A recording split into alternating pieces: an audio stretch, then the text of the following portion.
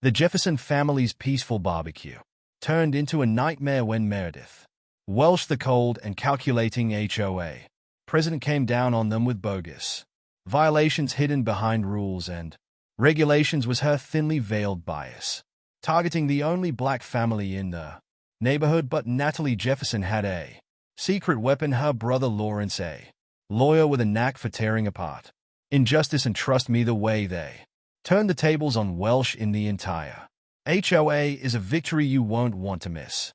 The sun blazed high in a clear sapphire sky, casting a warm golden glow over the manicured lawns and pristine sidewalks of the affluent Atlanta suburb. The smell of freshly cut grass mingled with the mouth-watering aroma of barbecue ribs and smoked sausages. Laughter rippled through the air as children chased each other around a sprinkle of their joyful squeals, blending with the upbeat tunes of old school R&B flowing from the speakers. On the porch, the Jefferson family's annual barbecue was in full swing. Cousins, aunts, uncles, and neighbors milled about in a lively scene of community and celebration. Tables were stacked high with full trays of cornbread, potato salad, and baked beans. A grill master uncle stood at his station flipping burgers with a theatrical flourish as others cheered him on. The energy was infectious, a reminder of how family gatherings nourished both body and soul. For a brief moment it felt like nothing could ruin this perfect day, but then, like a shadow creeping over a sunny horizon, a new presence disrupted the scene. Meredith Welsh, the stern-faced president of the HOA, stormed onto the lawn clad in a perfectly pressed beige blazer and clutching a thick folder. She exuded an air of rigid authority. Her piercing gaze swept across the gathering, as if cataloging each and every perceived offense. Conversation slowed, and laughter faded as people began notice her arrival. Natalie Jefferson, the undisputed matriarch of the family, stepped forward to meet the unwelcome guest, a tall woman with a commanding presence and an unwavering gaze. Natalie wasn't the type to back down easily. "Good afternoon, Miss Welsh," Natalie greeted, forcing a polite smile. "Can I help you with something?" Welsh didn't return the smile. Instead, she pulled a paper from her folder and held it up as though it were a warrant. "Your gathering is in violation of H regulations," she announced curtly. Her voice was clipped sharp like the snap of a closing book. She spoke loudly enough for everyone nearby to hear. "You're disturbing the peace with excessive noise and unauthorized parking."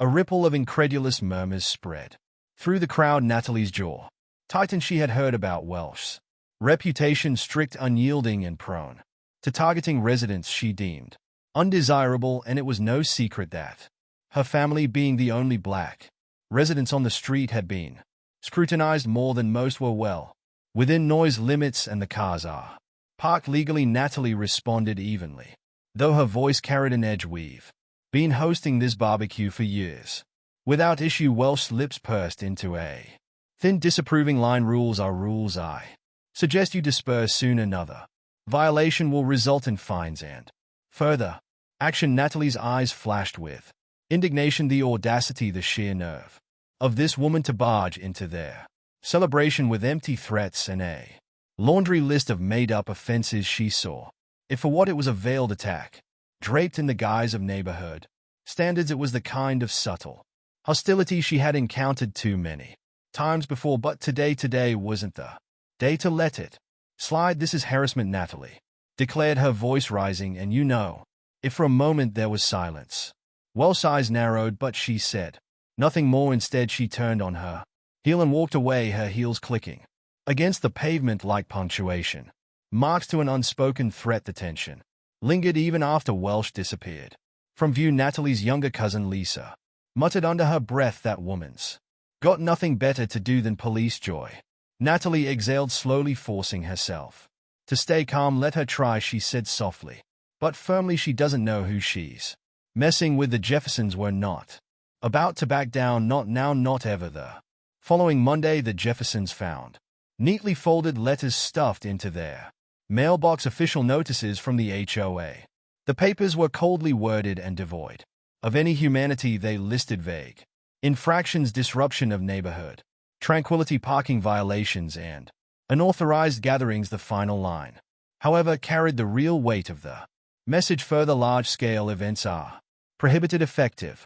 Immediately Natalie stood at the kitchen table reading the letter out loud as family members gathered around there, expressions shifting from confusion to outrage, even the kids sensing the tension fell silent. The unspoken message in that letter was clear: you don't belong here. The next insult came swiftly, this time through whispers on the neighborhood social media group. Natalie scrolled through her phone, her jaw tightening with each new post. Some people need to remember this isn't the hood. This neighborhood is for families who understand proper decorum. Big crowds bring big problems.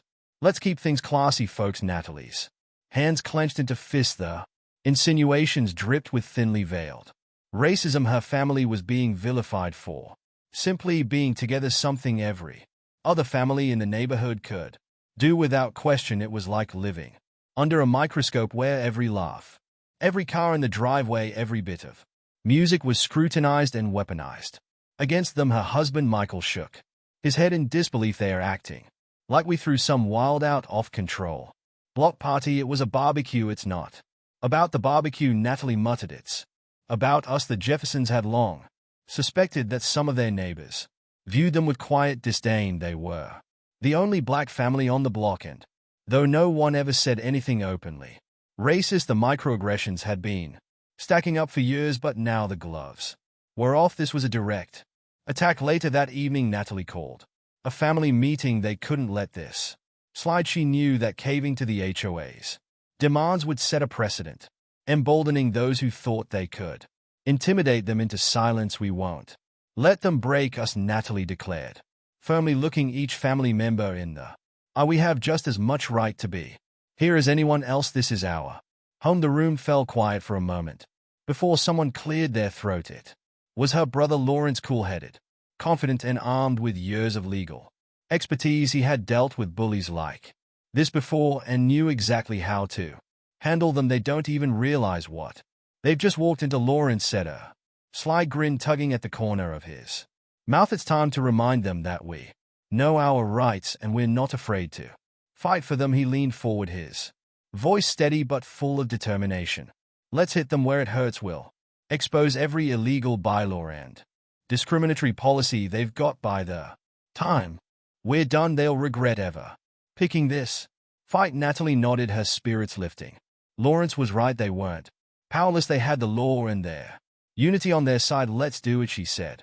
No more intimidation, no more fear. The Jeffersons were done being targets now. They were preparing for a battle, and they weren't planning on losing. The HOA meeting was held in a sterile, brightly lit community center with rows of neatly aligned chairs. The air was tense, thick with anticipation. Homeowners, some curious, others openly hostile, filled the room. Meredith Welsh stood at the front, her signature folder tucked under her arm like a shield. She projected her usual aura of authority, her expression one of cold professionalism. When the Jefferson family entered, conversations hushed. Natalie walked in with quiet dignity, followed closely by Lawrence, whose calm, composed demeanor bellied the storm brewing within. He wasn't here to make peace. He was here to dismantle the HOA's facade of power with the precision of a scalpel. Meredith cleared her throat and opened the meeting with a condescending tone. Before we proceed, I want to remind everyone that HOA regulations exist to maintain the integrity of our community. We've had complaints about disturbances recently, and it's important to address these issues fairly and professionally. Several heads turned toward the Jeffersons, silent accusations hanging in the air like invisible arrows. Lawrence remained unfazed when Meredith paused for comments. He stood adjusting the sleeves of his tailored blazer. He took a step forward, commanding the room with an understated authority. Good evening, he began, his voice measured and clear. For those who don't know me, I'm Lawrence Jefferson, attorney and resident of this neighborhood. Tonight, I'd like to address the so-called compel and regulations this board has decided to enforce. The room went still, his words echoed with a quiet intensity that demanded attention. Let's be clear, he continued, locking eyes with Meredith. The actions taken by this HOA are not only inappropriate but illegal. You are violating our rights as homeowners. Federal law, the Fair Housing Act explicitly prohibits discrimination based on race, culture, and familial status. What you've done is nothing less and targeted harassment under the guise of community standards, and that's a violation of both state and federal statutes. A collective gasp rippled through the room. The mention of federal law sent a jolt through the crowd. Lawrence's words struck like a thunderclap. People exchanged uneasy glances, and even those who had previously sided with the HOA now shifted uncomfortably in their seats. Meredith's confident posture faltered for the first time. Mr. Jefferson, she interjected, her voice brittle. These are merely standard policies designed to ensure harmony within the neighborhood. Spare me the corporate rhetoric, Lawrence interrupted, his tone sharpening like a blade. You can dress it up however you like, but the facts remain. Your enforcement is discriminatory. Let me provide some context for those unfamiliar with legal precedents. Lawrence reached into his briefcase and pulled out printed case files, which he handed to the HOA members.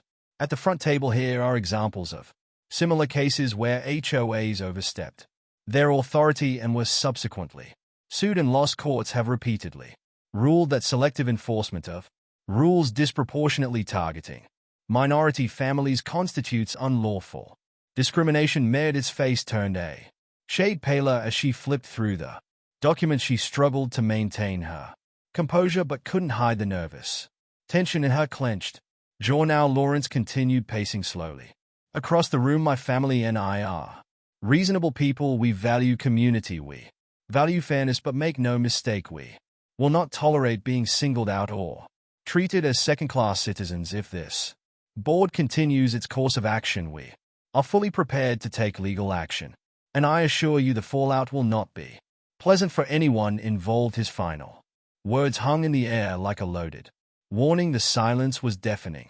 Meredith's eyes darted around the room, searching for support, but found none.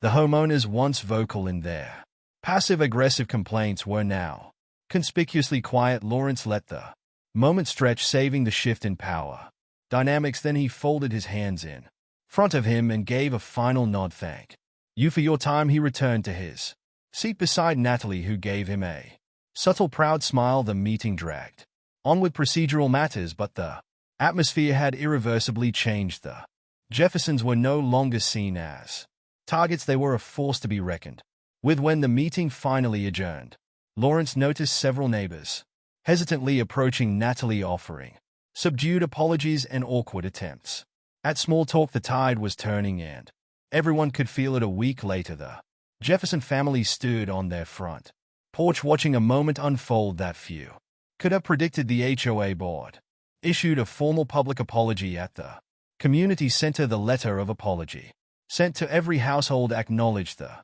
improper targeting of the Jeffersons and promised to revise their policies to prevent further discrimination. Meredith Welsh had resigned from her position as HOA president, according to neighborhood gossip. She cited personal reasons, though everyone knew the truth. She'd been forced out by both legal pressure and public embarrassment. Her departure marked the end of an era of silent oppression in the neighborhood. The symbolic victory was not lost on the Jeffersons. It wasn't just about a barbecue. It was about dignity, respect, and the right to exist without fear of being marginalized. That weekend, the Jeffersons hosted another family barbecue, this time with an even larger turnout. The grill blazed, tables overflowed with food, and the sound of R&B classics filled the air once again. But this time there was no tension hanging over the event. There were no watchful eyes scrutinizing their every move. Neighbors who had previously kept their distance now hesitantly approached the Jeffersons with sheepish smiles. Some offered awkward, mumbled apologies. I didn't realize how bad things had gotten, admitted one older woman, shifting nervously from foot to foot. I'm sorry I didn't speak up sooner. Another neighbor, a middle-aged man named Tom, extended his hand to Natalie. You know, I never thought much about HOA rules before, but you really opened my eyes. What happened to your family wasn't right. If you ever need support, we've got your back. Natalie shook his hand, her expression both warm and knowing. Thank you. It's not easy to stand up to something like this, but we had to. As the day went on, more people approached, each interaction reinforcing that change was. In the air, children played together, freely running across lawns without fear of violating regulations. The neighborhood, once fractured by invisible lines of prejudice, now felt a little more unified under the shade of a large oak tree. Natalie gathered her children and nieces and nephews around her. She wanted them to understand what this moment meant. "Listen up," she said, her voice calm but firm. "You'll face people in life who think they can tell you who you are, where you belong, and what you're allowed to do. They'll try to put you in a box and act like their word is law." She paused, letting the weight of her words settle. "But you can't let them. No one has the right to dictate your worth or your dreams. We fought back and we won, not just for ourselves but for everyone who's ever felt like they didn't belong." Remember that. The kids nodded. Their FA is a mix of admiration and determination.